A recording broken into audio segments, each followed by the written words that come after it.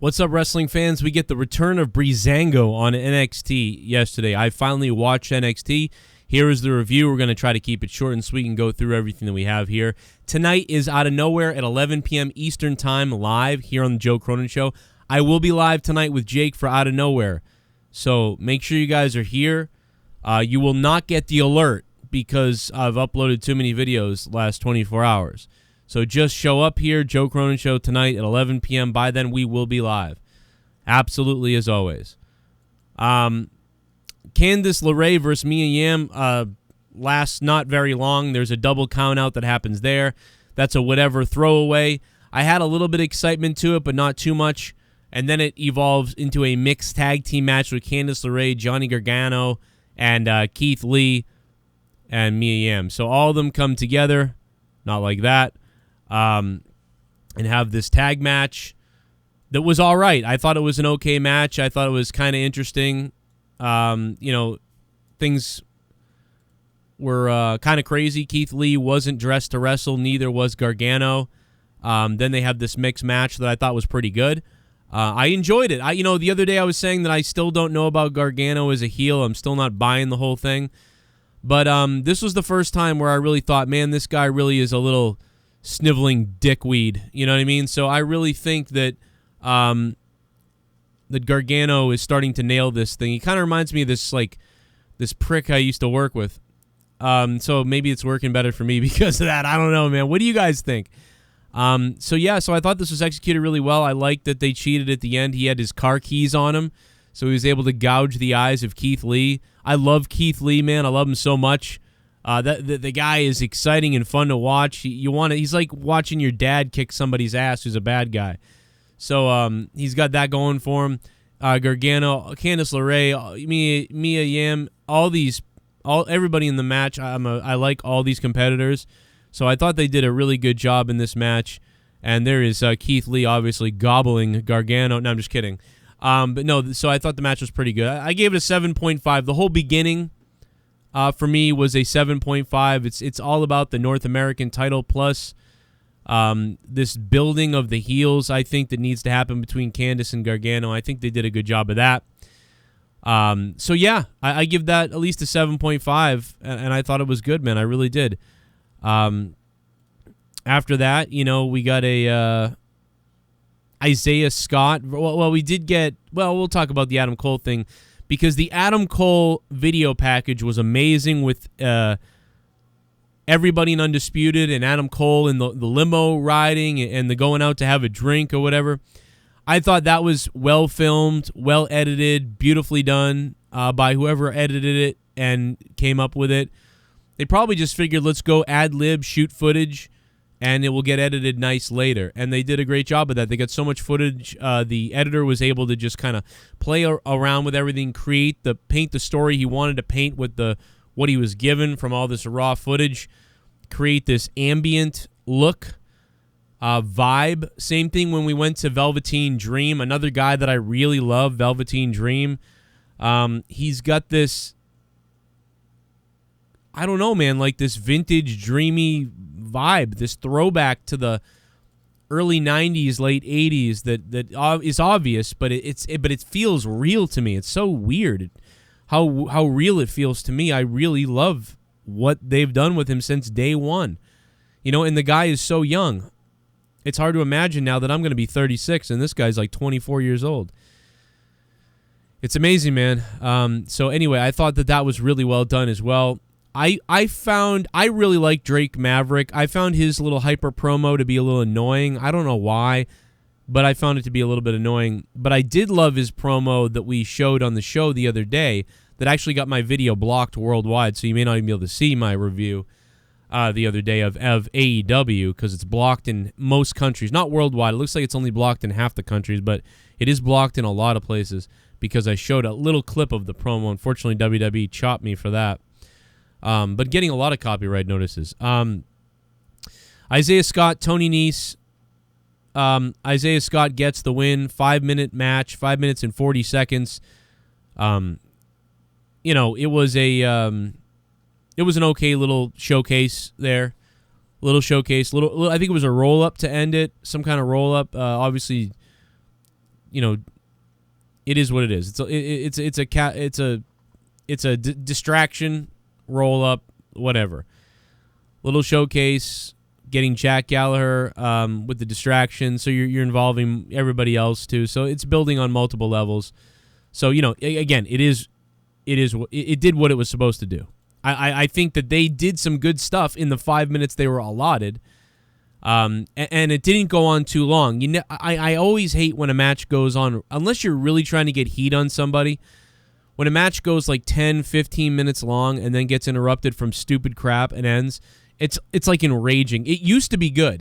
That used to be something you could do to get heat, and you still can, but they do it so much now that it's actually become enraging. You feel like you're having your time wasted. It's different. I don't know why, but in the late 90s and all the 90s and even in the 80s and every other time, the further back you go, the more that worked. With, wow, these guys are tearing it up, it's so good, and then an evil-ass heel interrupts it, and you get really angry at that heel for ruining the match. It used to work really well. It doesn't work that well anymore. I think these guys looked great in the match, and there you have it. Then we move on to the return of Breezango. Everybody's talking about the return of Breezango. And, of course, my buddy from Boston, Oney Lorcan, getting some action. Danny Burch, the Undisputed Era. It's a it's a three-way. Just what am I trying to say? What am I losing my mind? An NXT Tag Team Championship #1 contenders match. Danny Burch, Oney Lorcan versus the Undisputed Era versus the return of Breezango. And it's a pretty short match for what you thought this might be. You might have thought this was going to be a tear it down, just drag down, crazy, 15, 16, 17-minute triple threat crazy match. It's not. It's 9 minutes and 48 seconds. Imperium walkout for a look at Breezango. It's all to build the return of Breezango. I think that's kind of cool. I think it does hurt, obviously, Danny Burch and Oney Lorcan there to take the pin. So we obviously expected that. Burch hits a back body drop onto the pile. Breeze enters the battle. Burch, before they jump him, gets thrown off, seeing Dexter Loomis in the audience. That sets up the finish. The beauty shot, the leg drop, giving Breezango the full win. Or the win. I don't know what a full win is. That's when you completely win. I don't know. 948 is the number scored by 411 Mania. Obviously, I like all the decisions here. Undisputed is somewhat protected. I get what they're doing. I get it. I think it's fine. Santana Garrett then comes out to face Aaliyah. And Aaliyah, she's been in NXT now for, I want to say, 4 years, maybe 5. She's been in developmental for a long time. And she still comes out and gets a 2-minute beatdown. Now, I got to say, she looks the best she's ever looked. Aaliyah looks the best she's ever looked. It was rough those first couple of years when I would watch her.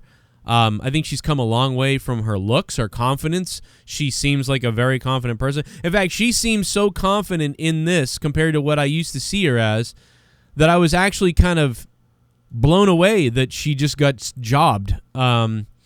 She comes out fighting a little bit and then just boom, Santana Garrett takes her over, which, okay, so the building of Santana Garrett. But I thought they both looked good. The execution of these women was great, though. What they went out and did was wonderful for a 2-minute sort of squash. So it is what it is. Bronson Reed versus Cameron Grimes is what comes up next. And I want to get through my slides here. WWE.com, great photos. There's what we saw earlier from the tag match. And there's the 3-minute women's match. But they look good. It looked like it was a good squash or quick match, whatever you want to call it. Wasn't a full, it was a squash. Okay, let's just call it that. Come on. And then we get the big boy. Bronson Reed, Cameron Grimes. Cameron Grimes is going to go over in 2 minutes and 40 seconds. Just burying the big guy, Bronson Reed. buried Cameron Grimes, 2 minutes and 40 seconds. So Bronson Reed ain't ready for nothing yet. It was all right, the energy, but it was really all just done so Cross could hit the ring and do some damage and stare into the camera and tell Tommaso Ciampa that he's coming for him. So I get it. I thought maybe he could have just interfered in the match and taken out both guys and looked like an insane monster. So I thought maybe instead of even a result, just Cross comes out and kills both the guys, you know, and then stares into the camera. But that's nitpicky for me. Maybe they must value Grimes quite a bit over Bronson Reed to give Cameron Grimes a win in 2 minutes and 40 seconds and then have just to get Cross out there. I don't know, just very interesting there. Interim NXT Cruiserweight Championship Tournament Finals, Drake Maverick and Phantasma. These guys, we thought this would be a really good match. I thought it was a good match. It was a good match. And honestly, it's what Cody Rhodes and Jungle Boy could have done on AEW that they didn't quite do. I thought this match was better a little bit. Obviously, the Cruiserweight Championship on the line. Everybody believed that Drake was going to lose originally because obviously he was leaving. He was fired or he was released from the WWE. So the match is good. Thumbs up for me. He loses. El Hijo del Phantasma wins the match. Phantasma wins 15 minutes. Good, solid match for the Cruiserweight title. Looks like Drake is gone, and he's crying, and he's upset. Unfortunately, this was spoiled for me, so I can never really tell you what my true feelings of this were. Had I not known about the contract situation, it might have warmed my heart a bit with Triple H showing up, and I might have said, wow, that was cool. But because I knew that Triple H was about to offer him a contract, and I knew that he was back already, that was spoiled for me multiple times over. I almost felt like Drake Maverick was acting and that he actually knew all along that that was happening. So they sort of took the backstage, hey, we're going to say that we released you. Can you put out this emotional video and we'll create this whole thing? And then we'll have this great moment. So I wondered, did they start from the beginning with knowing they were keeping him but wanted to create this emotional moment? If they did, that's pretty creative, and I like it. Or did they release him and then realize like how much attention he was getting and they thought, man, you know what, let's do something with this? Or is it somewhere in the middle of all of that? I don't know. You know, I'm not really sure. So it was a little bit tainted for me. It was still nice, and I still liked it. You know, I kept thinking to myself, if this guy doesn't know about the contract, what is he signing right now? Triple H just shows up on the walkway. How does he know he just didn't sign a contract for $20,000 a year? How does he know he didn't sign a contract that he wouldn't go anywhere else for another 5 years if he signs for 1 year in the WWE? You know, all I could think about was, no, go get your lawyer. Don't just sign that. Go get your lawyer, man. Because if that's the case, then every WWE superstar should just, then Triple H should do this to every WWE superstar. Go out there and sucker them with a 10-year gag order deal. You know what I'm saying? Just go out there and do that to everybody. So that kind of was something I was thinking of when that contract signing was happening, kind of ruining the moment for me a little bit, like, you know, you would expect. But solid match, solid show. There aren't many weeks where I've said that I thought NXT was better than AEW. I've always been a huge NXT fan. Okay? You guys know this. Every NXT takeover almost has been epic. Unbelievable stuff from the guys in NXT, Triple H, William Regal, and all the talent, all the trainers in the past, all the wrestlers of the past that have been there have built this NXT brand to be one of my favorite things ever, and before AEW was my favorite thing. The weekly TV show sometimes to me loses out a little bit, but what they do well is put on a fairly serious competitive wrestling show. Funny enough, AEW has actually dipped more into the comedy and the crazy. than anything. NXT is actually still the show that gives you the sports and the wrestling. The only thing NXT is missing is the rankings. AEW has the rankings, but they don't really feel right anymore because it feels like AEW has become something different. Now, I love AEW, and I give it a better score than NXT almost every week, but I got to give the nod this week, I think, to NXT. I got to give the nod this week to NXT over AEW because I thought they put a little more solid effort from the beginning to the end with the promos, the build-up to In Your House this Sunday. It is going to be exciting. This card is freaking phenomenal. And once again, we are going to talk about it tonight on Out of Nowhere. Me and Jake DeMarco and you guys tonight, Out of Nowhere, this In Your House show. The card looks friggin' awesome.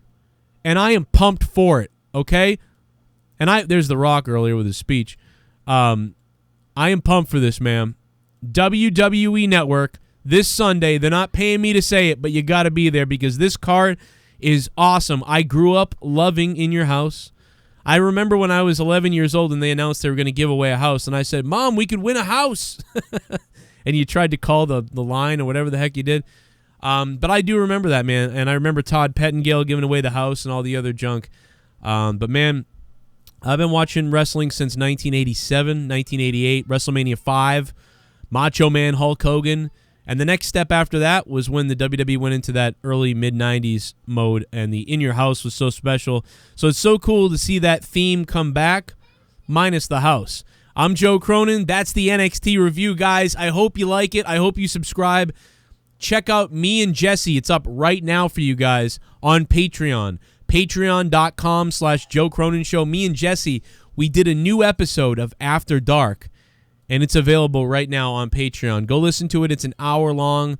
I thought we had a good talk about some stuff. And then again, tonight we will be live. You will not get the notification unless you're on Patreon because YouTube probably won't notify you. So guys, make sure you're watching me here tonight. You have to go to my channel page. Even if you go to my main channel, you won't see that I'm live. You're going to have to go into the page itself or be on patreon.com/Joe Cronin Show because YouTube is not going to alert you that we're live for Out of Nowhere tonight.